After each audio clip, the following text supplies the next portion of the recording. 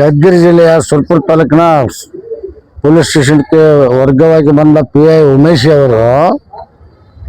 ಅವರು ನಾಯಕ ಕಮಿಟಿಗೆ ಸೇರಿದ್ದರಿಂದ ಡಾಕ್ಟರ್ ಬಾಬಾ ಸಾಹೇಬ್ ಅಂಬೇಡ್ಕರ್ ವೃತ್ತದ ಹತ್ತಿರ ಇರುವ ನೀಲಿ ಧ್ವಜವನ್ನು ರಿಟೈರ್ಡ್ ಉಪನ್ಯಾಸಕ ವೇಣುಗೋಪಾಲ್ ಜೇವರಿಗೆ ಅವರನ್ನು ಸಪೋರ್ಟ್ ಮಾಡಿ ಆ ಜೇವರಿಗೆ ಅವರಿಂದನೇ ನೀಲಿ ಧ್ವಜ ತೆಗೆಸೋ ಪ್ರಯತ್ನ ಮಾಡ್ತಾನೆ. ಆ ನೀಲಿ ಧ್ವಜ ತೆಗೆಯುವ ಸಮಯದಲ್ಲಿ DSP ಸುರಪುರ ಅವರು ಹೋಗಿ ನೀಲಿ ಧ್ವಜ ಮತ್ತೆ ಹೆಂಗಿರ್ತೋ ಆ ಟೈಪ್ ಹಾಕ್ತಾರ. ಆದ್ರೆ ಸುರಪುರಕ್ಕೆ ಏನು ಬಂಧನ ಉಮೇಶ್ CPI ಅವರು ವರ್ಗಾವಣೆ ಬಂದಾಗಿನಿಂದನೂ ಅಲ್ಲಿ ಜಾತಿ ತಾರತಮ್ಯ ಮಾಡ್ತಾ SC ST ದವರು ಅಣ್ಣತಮ್ಮರಿಗಿಂತ ಹೆಚ್ಚಿಗಿದ್ದೀವಿ. ಆದ್ರೆ SC ST ನಡುವೆ ವಿಷ ಬೀಜ ಬಿತ್ತುವ ಪ್ರಯತ್ನ ಮಾಡಕತ್ತಾನ.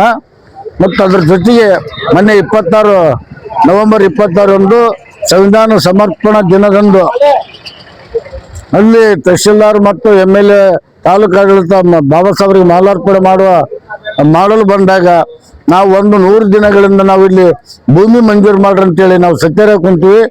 ಅಟ್ಲೀಸ್ಟ್ ಮಾನವೀಯತೆ ಆಧಾರದ ಮೇಲೆ ಅದನ್ನು ತಹಶೀಲ್ದಾರ್ ನೀವು ಒಂದ್ಸಲ ಅದನ್ನ ನಮಗೆ ಮಾತಾಡ್ಸಕ್ ಬಂದಿಲ್ಲ, ಈಗ ನಿನಗೆ ಮಾಲಾರ್ಪಣೆ ಮಾಡಲು ಬಿಡಲ್ಲ ಅಂತೇಳಿ ನಾವು ಗೆರವು ಮಾಡಿದಾಗ ಶಾಸಕರ ಬೆಂಬಲಿಗರಾದ ರೌಡಿ ಶೆಟ್ಟಿಗಳು ಬಂದು ಮಾನಪ್ಪ ಕಟ್ಟಿಮನೆ ಅಂತೇಳಿ 75 ವರ್ಷದ ಯಜಮಾನ ಅವನಿಗೆ ದಬ್ಬಾಡಿ ಅವಮಾನ ಮಾಡಿದ್ದಾರೆ, ಮತ್ತೆ ಹಲ್ಲೆ ಮಾಡಿದ್ದಾರೆ. ಅದಕ್ಕಾಗಿ ಆತನ ಉಮೇಶನ ಅಮಾನತು ಮಾಡ್ಬೇಕಂತೇಳಿ ನಾವು ಇವತ್ತು ಸರ್ಕಾರಕ್ಕೆ ಒತ್ತಾಯಪಡಿಸಕತ್ತೀವಿ.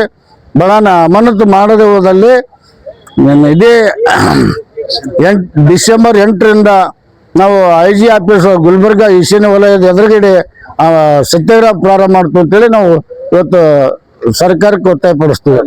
ಮಲ್ಲಿಕಾರ್ಜುನ ಕ್ರಾಂತಿ ರಾಜ್ಯ ಸಂಘಟನಾ ಸಂಚಾಲಕರು.